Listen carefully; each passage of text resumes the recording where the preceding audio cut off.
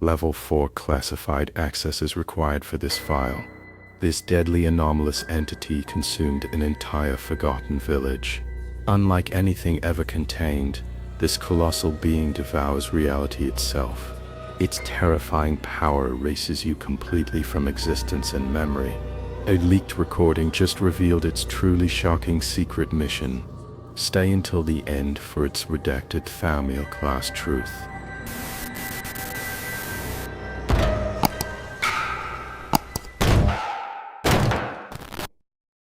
The fear of being forgotten, of ceasing to exist in the minds of others, is a deeply human anxiety. It is a fundamental truth that for every figure remembered by history, countless billions are consigned to oblivion, their lives and stories vanishing like breath on a winter morning. In a parallel fashion, an idea or object can be lost, its very existence erased from your consciousness until it is stumbled upon once more.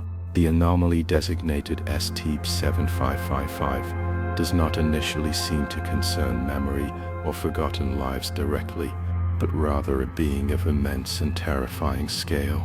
The truth, as is often the case, is far more complex. The file begins with an authorized user attempting to access a secured document.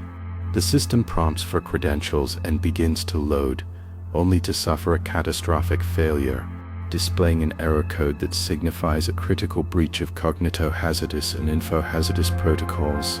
The user is forcibly logged out and must re-authenticate to proceed. What follows is a stock message from the Records and Information Security Administration, a warning that the file itself contains a pernicious memetic agent and has been temporarily sealed. Access is restricted to RACER personnel holding Level 4 clearance. A further more chilling addendum cautions that any individual diagnosed with ATHAZAGORAPHOBIA or who has been assigned a conception differential value above 0.8 is to abort access immediately. To continue is to place not only their own life in jeopardy, but the conceptual integrity of those around them. The terminal hums with a low, almost subliminal frequency in the sterile, chilled air of the recess sublevel archives. The only light comes from the monitor, painting my face in a pale blue glow. Just another late-night data audit. I sip my lukewarm coffee and enter the access request. The progress bar crawls across the screen. Then a jolt. The screen flashes a violent crimson. A klaxon, blessedly silent in this soundproofed chamber, blares visually across the display. Error. Cognitohazard breach. Info spill detected. Forcible session termination. My heart hammers against my ribs. What the hell was that? I've never seen an error code that aggressive. It didn't just fail, it felt like the system physically threw me out. My hand shakes slightly as I log back in. The RACER warning pops up, stark white text on a black background. This isn't just a corrupted file. This is something the system itself is afraid of. With this ominous prelude, we proceed. The designation is Object 5. Its containment class and disruption class are listed as pending, and its risk class is marked as critical. The only primary department assigned is RACER itself, though a constellation of consulting departments are listed, including extra-dimensional anomalies, pataphysics, and noospherics. Object 5 is described as a colossal biological entity contained within a pocket universe, designated ETA-PSI. The precise dimensions of both the object and its containing space are listed as indeterminate. It is a biovirus heterotrophic organism with spatiokinetic abilities, meaning it consumes biological matter and can manipulate space-time. Its internal structure is noted to bear a striking resemblance to a mammalian digestive tract. It can absorb any form of biological material and has the unique ability to manipulate spatial dimensions, possessing numerous esophagi, a primary stomach, and intestinal structures. It appears to digest matter through a process that involves passing it into its stomach to acquire a fourth spatial dimension, a phenomenon previously unobserved by the Foundation. While non-biological materials have been recovered intact, their dimensional properties are fundamentally and permanently altered. It remains unknown if this unique digestive process confers any physiological advantage to the entity. In fact, it seems to be an energetically inefficient process, suggesting a purpose beyond simple sustenance. The entity manifests two primary wormholes, one within a specialized containment chamber at Area 12, the other anchored to a star in the Orion constellation. These act as mouths, allowing matter to pass from one location to the other. Any biological matter entering a wormhole is immediately drawn down one of its esophagi. The entity is believed to be highly intelligent, capable of manipulating exotic matter within its form to generate gravitational disturbances. These disturbances, directed toward nearby objects, can be translated via Morse code, allowing for communication despite the vacuum of its pocket universe. This extra-universal space is connected to our own, yet its dimensional state is in constant flux, frequently exhibiting attributes of both three-dimensional and four-dimensional realities. A redacted line suggests it was once a stable four-dimensional construct, attempting to adapt to our universe's conditions. How or why it became entangled with our reality, a universe with adverse human conditions for such a being, remains a subject of intense debate. The prevailing theory suggests the involvement of forces far beyond human biological conception, possibly related to pataphysical entities or what the Foundation codifies as the infestation. Based on the limited information gathered, the space containing Object 5 is believed to be in a state of narrative decay, a deeply troubling concept in pataphysics, the consequences of which are largely unknown. The containment chamber for Object 5 is a place of profound silence and scale. It is a perfect sphere, 3 kilometers in diameter, carved from the bedrock beneath Area 12. The walls are a seamless matte black material designed to absorb all forms of radiation, and the air is kept at a cryogenic temperature, thick with the scent of ozone and chilled metal. In the precise center of this cavernous void hangs the anomaly, a shimmering, indistinct tear in reality. It is not a hole, but a window. Through it, one can perceive a roiling organic chaos, colors that have no name, and the slow, majestic pulse of the entity within. A network of gravimetric generators, humming with immense power, holds the aperture stable, their low thrum, the only sound in the oppressive stillness. To stand on the observation gantry is to feel like a microbe staring into the throat of a god. The initial containment attempt, known now as Incident 7555 Alpha, was a catastrophic lesson in humility.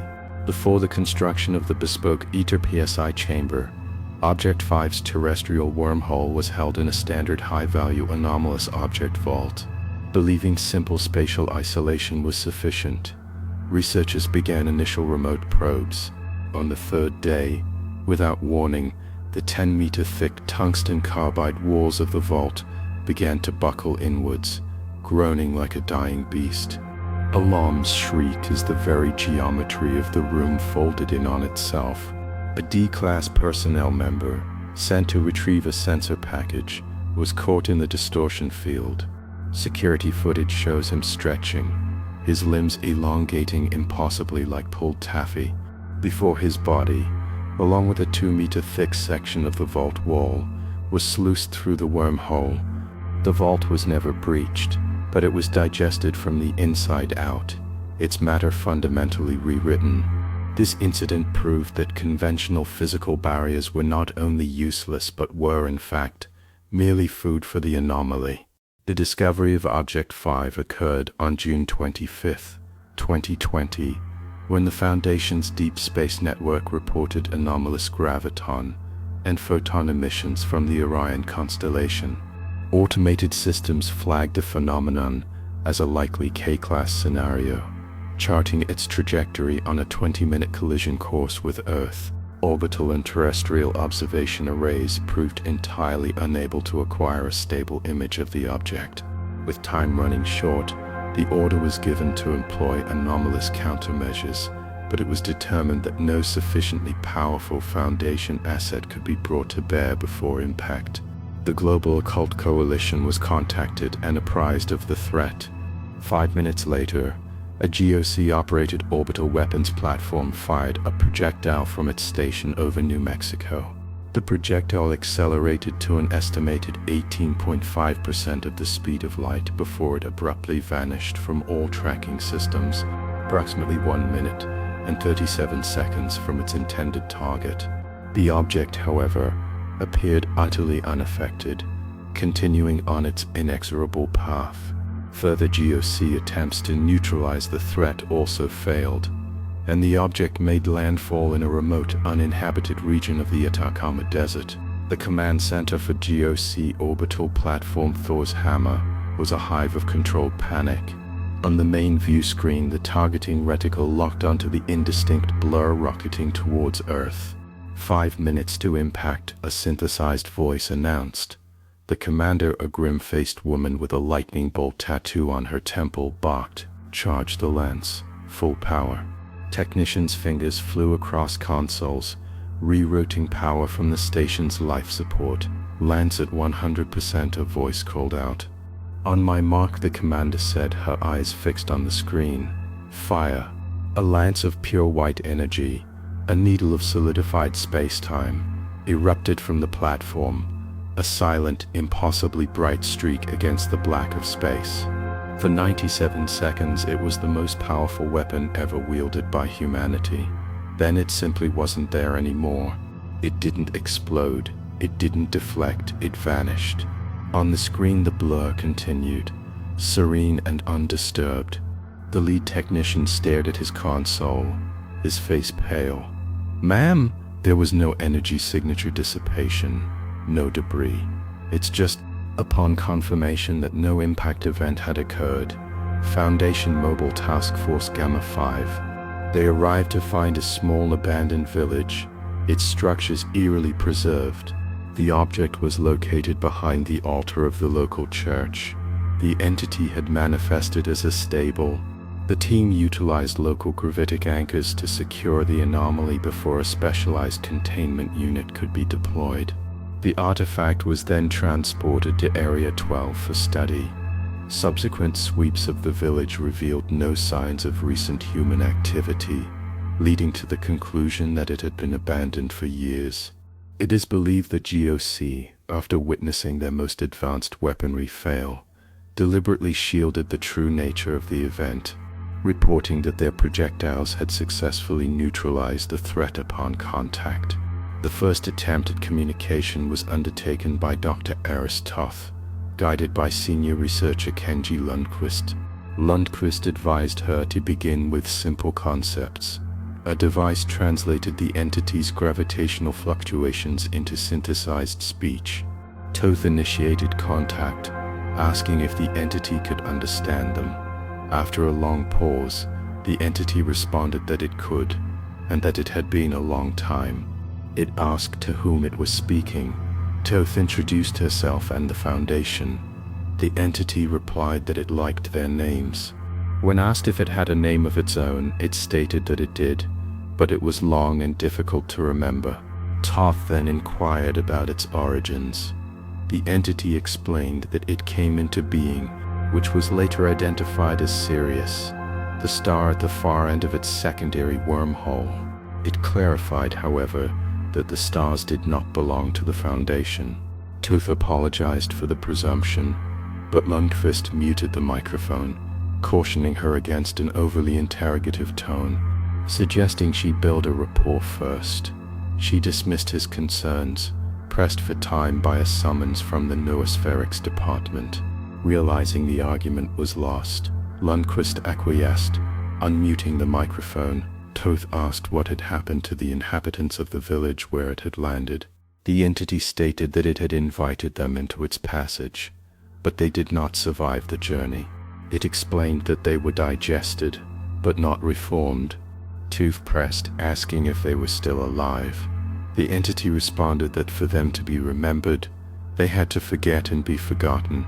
Toth repeated her question, and the entity confirmed the contrary. Recollection is a prerequisite for reformation. Because they could not be remembered, they could not remain. Tu swore under her breath, then asked what happened to two other things, the GOC projectile and a Foundation probe. Lundqvist tried to intervene, urging her not to antagonize the being, but he suddenly paused, massaging his temples. Toth asked if he was all right before proceeding with her question. The entity replied that it must have forgotten them. Toth swore again, then also paused, a look of confusion on her face. She moved on, asking about its home. The entity stated it had difficulty recalling, only that it had been in one place for a very long time. Then it grew, and the growth felt natural, as if it had always been that way. At this point, Lundqvist whispered that he was detecting anomalous mimetic patterns in its communications. Toth asked the entity how it arrived in our universe. It explained that it was a pilgrim, answering a call from a point of light that needed it, that yearned for what it could offer. Toth commented that there were no habitable bodies near its arrival point, which seemed to surprise the entity. It remembered beings who had left it to bask in the warmth of their star, who only spoke to it once but had recognized its purpose. Toth began to apologize for the civilization's fate, but the entity interrupted. It spoke of how the Foundation locked it in a box while that lost civilization had embraced it. It spoke of a potential beyond comprehension, and how it sees within humanity what they are, and that they have not yet earned what it can give. It spoke of forgotten civilizations standing before them, a truth invisible to all but the unbound. It spoke of a truest release, and how humanity knows only introspection, not because they fear themselves, but because they fear what they are not. As the entity's words echoed in the observation room, a cold dread began to seep into Kenji Lundqvist's bones. He stared at the mimetic waveform display, his blood running cold. It wasn't just a cognito hazard. The patterns weren't attacking, they were rewriting. Subtly, he felt a phantom memory, a ghost of a thought about the GOC projectile, and then nothing, an empty space in his mind where a fact should have been. It's erasing things from reality, by erasing them from our memory. The thought was a shard of ice in his gut, and we are hardwired directly into it. He looked at Toth, her face a mask of intense concentration, completely unaware. He couldn't warn her, not directly. The entity would hear, it would know. He had to act. Now. Lundqvist swore in Swedish and backed his chair away from the console. Toth, startled, apologized to the entity, saying she couldn't understand. The entity simply asked if she wanted to understand. In that moment, Lundqvist lunged forward. He ripped solid-state drive containing the interview logs from its terminal, the plastic screaming in protest, and crushed it in his fist. Toth cried out, asking what he was doing, as he grabbed a medical kit from the wall. He rushed back to her, holding up 2 hyperspray injectors. "Don't freak out," he said, his voice strained, indicating they were Class C amnestics. "To make us forget." He explained that even if she didn't see the translation of the mimetic patterns, subconscious exposure might be enough. He didn't have time to find out what the threshold was. He handed her a syringe and told her to inject it into her thigh. He assured her this wasn't her first rodeo, but they had to do it now, before they got stuck in a loop. They both injected the fluid. As the chemical coldness spread through her leg, Toth alerted security to an info hazard containment breach. She turned to Lundqvist, whose eyes were wide with a terror she couldn't comprehend. "What did you see?" she asked. He looked at her, a profound sadness in his eyes, and said, "We shouldn't have remembered." Following the breach, Senior Researcher Lundqvist could not be located by responding security teams, despite an exhaustive search of Area 12. All inquiries into his whereabouts have yielded no conclusive results. It is as if an unknown and impregnable anti-mimetic shroud was cast over the very concept of his disappearance. Retaining knowledge of the event now requires constant application of the most potent mestics available to the Foundation. Dr. Toth was recovered from the observation room and placed in a medically induced coma to assess potential cognitive impairment. She was revived after a week without issue. Under the direction of Dr. Carlyle, a new plan was devised. A drone would be sent through the wormhole to enter the entity itself. The drone was encased within the carcass of a pig, which was sufficient to trigger the entity's biovirus teleportation reflex. The connection to the drone remained stable, allowing for unprecedented observation of the entity's internal biology. The drone, designated U-Drone 7, was a marvel of miniaturization, but it was inert. The plan hinged on fooling a cosmic entity with a pig. The previous attempt with U-Drone 6, the unenclosed drone, a sleek cylinder of titanium and sensors, had been pushed towards the shimmering aperture. Then the wormhole seemed to recoil. A wave of gravitational force, precise as a scalpel, lashed out and crushed the drone into a fist-sized ball of scrap, which was then contemptuously ejected back into the chamber at lethal velocity. The entity wasn't just biovirus, it was discerning. It didn't want metal, it wanted meat. The peg was Carlyle's grimly pragmatic solution. The drone's internal camera feed flickered to life, showing the gruesome fleshy confines of its Trojan horse. The pig carcass was lifted by a robotic arm and pushed into the shimmering rift. For a moment there was a violent lurch, a visual smear of non-colors, and then stability. The view cleared. The drone was inside. It was a tunnel of pulsating, slick, purple-black tissue, impossibly vast. The drone activated its external manipulators, bursting free from the pig's remains, which were already beginning to dissolve and stretch. Pulled deeper into the esophageal maw, the drone's floodlights cut through the gloom, revealing the colossal organic architecture of a god's gullet. Genetic sequencing of tissue samples taken by the drone revealed a mosaic of terrestrial DNA, including that of Homo erectus, Neanderthals, and Denisovans. Despite its resemblance to a mammalian digestive tract, its cells lack mitochondria or any equivalent organelles, generating almost no heat or measurable energy, which is reflected in the atypically low temperature of its interior. Attempts to cut through the esophageal lining failed, the drone's cutting tools proving ineffective against the tissue, which later analysis showed possessed anomalous molecular cohesion. Spontaneous generation of intelligent, albeit transient, life has been observed within the stomach, though analysis of this material has so far been inconclusive. A task force has been formed with the express purpose of breaking through the lining.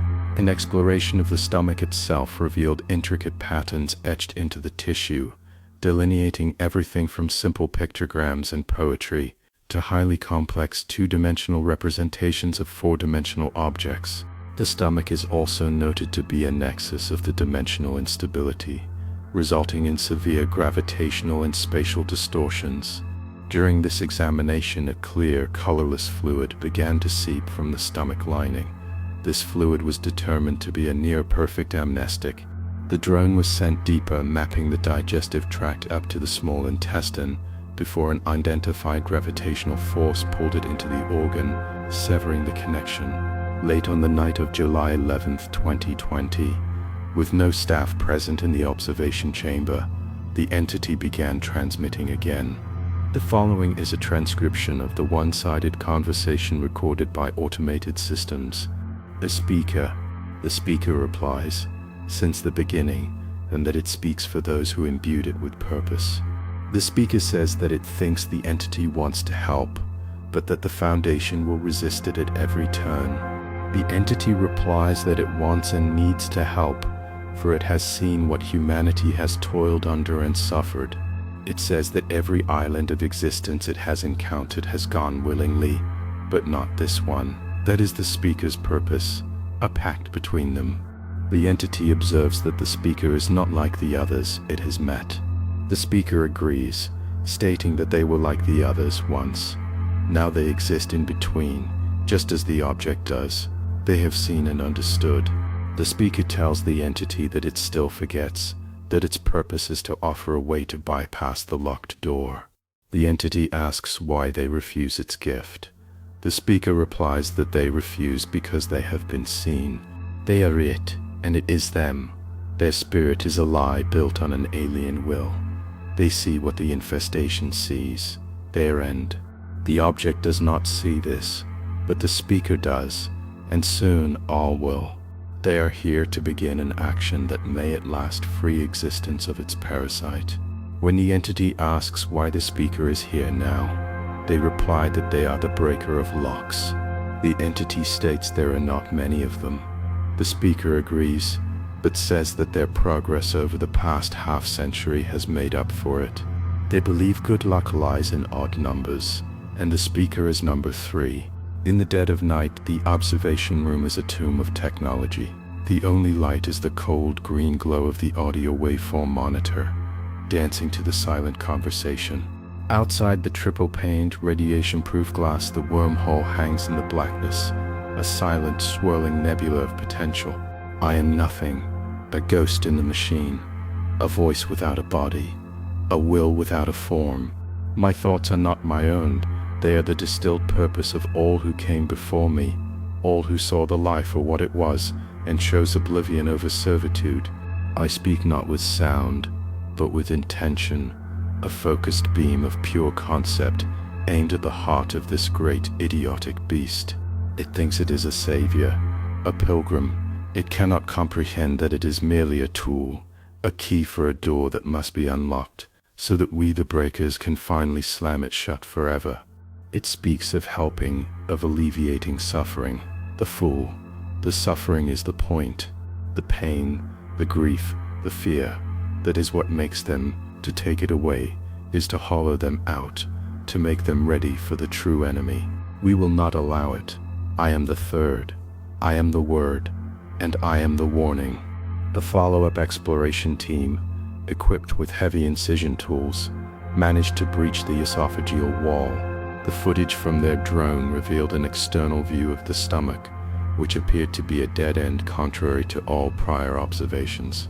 The organ was significantly smaller than previous internal measurements suggested, indicating that the entity's digestive system occupies a non-Euclidean space. Plans to access deeper organs were put on hold. A drone dispatched to explore the other esophagi found each to extend further than could be accounted for by the pocket universe's estimated size. Deep field imaging revealed the light from distant galaxies within these passages, with unique cosmic ray wave background radiation signatures noted in each. One esophagus was dated to be at least 300,000 years old, suggesting its formation conditions were similar to that of our own early universe. The source of this ancient light remains undetermined. A status update from Dr. Toth revealed a paradigm-shifting discovery. The initial assumption that the pocket universe ETA-PSI was a natural result of the entity's existence, and that its attachment to our universe was a parasitic effort to stabilize it, was proven false. Observations detected a second, separate connection to another unidentified space, designated Exit Theta. This appears to be the true cause of the spatial instability. The entities simultaneously attempting to adapt to our universe, and this other, radically different reality, resulting in significant spatial irregularities. The more aggressive physical laws of Exit Theta. The consequences of this are not fully understood, but a primary aspect appears to be a significant alteration of the local gravitational field. A new field has been detected pulling matter outward from the stomach towards the esophagus, in direct opposition to the entity's natural digestive process. This has resulted in the detection of exotic, not matter being expelled into the main chamber. The primary wormhole has also been affected, periodically allowing four-dimensional material to exit into our universe. This has, however, allowed the Foundation to map the entity's connections with far greater accuracy. The true number of wormholes is now estimated to be around 100 trillion, a number commensurate with the high-end estimates for the number of stars in the observable universe. The entity is now classified as an interfilamental parasite, bridging countless realities. Dr. Toth concludes her report with a note of weary resolve. After decades at the Foundation, this is something entirely new. The data will be safeguarded. They will continue to study the entity and its chaos. She hopes to return to her work, but for now she has wires to cross and bridges to burn. On August 14th, an unauthorized access event was logged. Dr. Toth, evading security, entered the observation room and barred the door. She initiated a communication link. Gazing at the empty chair to her left where Lundquist once sat, she asked the object what it is. After a long pause, the entity replied that for a long time it would have asked itself the same question, but now it has been seen for what it is. A tool meant to cleanse an infestation. It sees her, feels her grief, tastes her loss. It asks if she thinks it is her enemy. Toth states that it is a threat to human life, and the Foundation protects human life. The object finds this amusing. It states that only a small part of it is here, and that all of it exists to protect life. It asks her in turn why she protects it. She is here because of her fear for Kenji Lundquist, believing the entity is the cause of his absence, yet clinging to the possibility that he is alive. She dismisses its questions and demands to know what it did with him. The entity replies that seeing the two of them through the wall reminded it of another, a hero who believed with all their heart that their cause was just, only to find a terrible truth at the end of their struggle. Toth tells it to stop wasting her time. The entity says it simply wants to understand why she cares so much for this one person. Has she ever considered where her drive to protect, to preserve comes from? Toth threatens it, stating they have ways of hurting it. The entity replies that killing makes one a threat, and threats must be protected against. It is a simple psychobiological drive. She fears his death, and her own. She fears the uncertainty of what comes next. The words of the entity are not sound, they are scalpels, carving away at the certainties I've built my life on. Why do you protect? I see Kenji's face, laughing over a shared meal in the commissary. I see my mother's frail in a hospital bed. I feel the primal instinctual terror of an ending. Protect. It's what we do. It's what I am. But the voice, it's not mocking me. It's dissecting me. It peels back the layers of duty and grief and exposes the raw, terrified nerve underneath. Uncertainty, that's the word. The not knowing. Is Kenji dead? Is he suffering? The not knowing is a poison, and this thing is offering me an antidote. It's showing me the wound, and I hate it for that. I hate it because it's right. My hand trembles as I wipe a tear from my cheek. I have to stay in control. I am a Foundation doctor. I am in control. Toth wipes straight tears from her face. The entity states that they are not her enemy, that it did not hurt Lundquist. It simply wants her to realize that she has the capacity to understand what few others can. Every effect has a cause. Uncertainty is when one or both are unknown. Luck is not chance. It is persevering in spite of the odds. It tells her to forget the uncertainty, forget the luck. It tells her what happened to Lundquist. He used its gift, its offer of forgetting, to make them forget her. Toth's face contorts in anguish, and she buries her head in her hands, sobbing that she doesn't understand. The object asks, are you content with existence beneath another's will? Their perseverance, their suffering, their pain, are you content to let that be your own? It says the infestation will not be allowed to fester any longer. Toth covers her ears, as if to block out the pain of being truly seen. She asks why it is telling her this.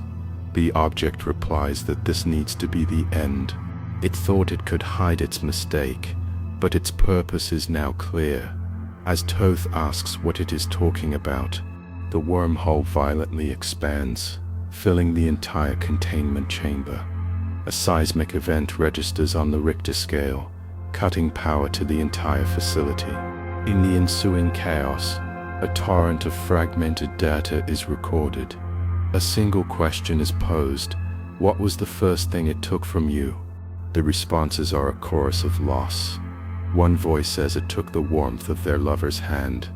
Another, the memory of the last time they spoke to their mother. It took what they knew best. It took their home. It took their awe, their grief, their fear, their pain. It took what made them human. In everyone it sees the parasite, and to everyone it will grant absolution. It takes not what they are, but what the parasite tricks them into thinking they should be. It will take until all that remains is peace. It took a song, but better an end in song than a life in silence. The user from the beginning of the file is seen again, this time attempting to assign a final designation. She tries SCP-555, then 6555, before settling on SCP-7555. She assigns it the object class Thamiel, indicating it is an anomaly actively used to contain other anomalies. She enters the current time, 5:55 and 55 seconds. As she finalizes the entry, she is automatically logged out. The file is now sealed. A final stray thought is logged from her terminal. Do you hear it too? Her song, a wild light calls to us from transcendence. In hidden text, a final revelation. Dr. Tote was recovered with significant mental degradation. Her memories have been restructured by what is being termed an SCP-5000 Delta-induced filter. Her cognitive quotient is stable, but she is under constant surveillance. This extraordinary behavior is now understood. The Foundation has rediscovered SCP-5000 Delta, a memetic complex that reveals the existence of a hostile entity embedded within the human psyche.